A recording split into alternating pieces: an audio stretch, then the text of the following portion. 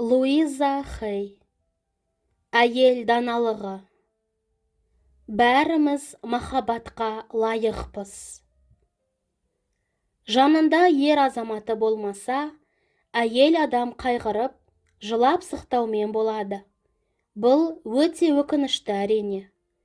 Тұрмыс құрмасақ, немесе кездесіп жүрген жігітіміз болмаса, оны кемшілік деп қабылдауға болмайды.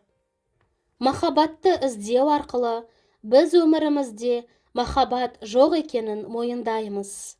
Алайда бәріміз махаббатқа толы жандармыз. Өзге ешбір жан бізге өзімізден артық ғашық бола алмайды. Осы махаббатты өзімізге ұсынған жағдайда ешкім оны тартып ала алмайды. Сүйіктімізді басқа жерден іздеуді доғаруымыз керек. Өмірлік серік табуға тәуелділік нашар қарым-қатынаста қала берумен тең.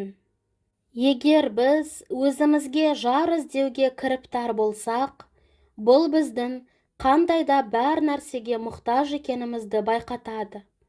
Тәуелділіктің кез келген басқа түрі секілді, тәуелділіктің бұл түрі де жақсылықтың нышаны емес. Тіпті өзімізге менің қай жерім дұрыс емес, қай тұстан ағаттық жібердім деген сұрақ қоя береміз. Өмірлік жар табуға деген кіріптарлық және жеткілікті деңгейде өзін жақсы сезінбеу турасында қорқыныштар көп. Тұрмыс құруға көп күш жұмсайтыны сонша, кейбіреулер ақыр соңында қарым-қатынастың кез келген түріне келісе салады. Бұлай жасау дұрыс емес. Бұл өзімізді құрметтеуге жатпайды. Біз өзімізді көп азапқа душар етеміз. Өзімізді жалғыз әрі бақытсыз сезінеміз. Бірақ өміріміздегі мұндай таңдауды өзіміз жасаймыз. Сол себепті бақытты ғұмыр кешуге көмектесетін жаңа таңдау жасайтын уақыт келді. Барлығы да таңдауға келіп тіреледі. Әрқашан табысқа жетелейтін жаңа таңдау жасауға құқылымыз.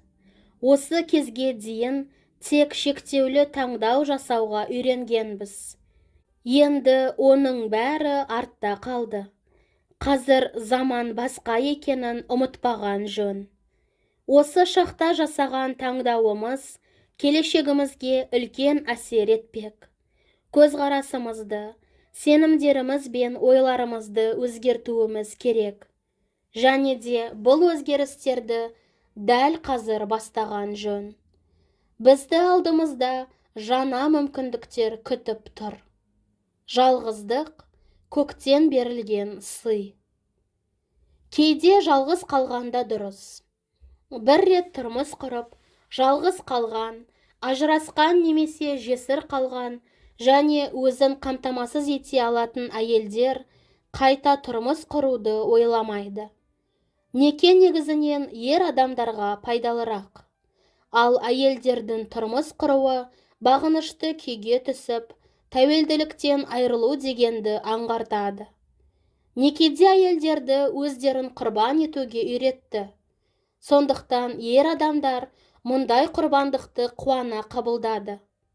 Ал қазіргі кезде көптеген әйелдер тәуелсіздігінен айырылғаннан гөрі жалғыз қалуды жөн көреді. Олар енді еркектерге мойын сұнып, оларға ұнамды болуға жанталаспайды. Әйел бір қолымен бесік тербетсе, бір қолымен әлемді тербетеді деген нақыл бар. Ал енді осы сөзді іске асыратын сәт жетті. Бірақ қалай жасаймыз деп уайымдап, ешкімге шағым айтпаймыз, ашуланбаймыз, жәбірленушінің күйін кешпейміз, қолдағы биліктен бас тартпаймыз.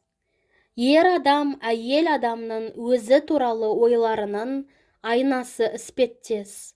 Сондықтан өзгелердің бізге деген сезімі, біздің өзімізге деген қарым-қатынасымыз. Алға жылжуымыз үшін өзімізге дұрыс көзқараспен қарауымыз қажет. Мен жұмысымның көп бөлігінде әйелдерге өз күштерін қабылдауға және қолдануға көмектескім келеді. Бұл күш тек жағымды жаққа бағытталуы керек. Біз өмірдегі махаббаттың өзімізден басталатынын нақты түсінуіміз керек. Көбінесе проблемаларымызды арта салуға болатын жақсы мырзаны іздейміз. Оны әкеміздің, жігітіміз немесе жұбайымыздың бейнесінен табамыз. Алайда, енді өзіміздің жақсы ханым атанатын сәтіміз туды. Жанымызда жақсы мырза болмаса да, жақсы ханымның рөлін оңай атқара аламыз. Өмірімізді өз қолымызға алып, қалаған өмірімізді сүруге болады. Кездесіп жүрген адамыңыз болмаса, тағдырыңызға өмір бойы жалғыз болу жазылған деп ойламаңыз. Керісінше, өміріңіздің бұл кезеңін тағдырдың сыйы, барлық жоспарыңызды орындауға, барлық арманыңызды жүзеге асыруға мүмкіндік ретінде қарастырыңыз. Мысалы, мен бала кезімде болсын, бойжеткен шағымда болсын, ешқашан бақытты өмір сүремін деп үміттенген емеспін. Сол себепті өзіңізге ғашық болыңыз және өмірдің сізді дұрыс жолмен жетелеуіне ерік беріңіз. Сіз кез келген кедергіні, кез келген қиындықты жеңе аласыз. Осыған сеніңіз.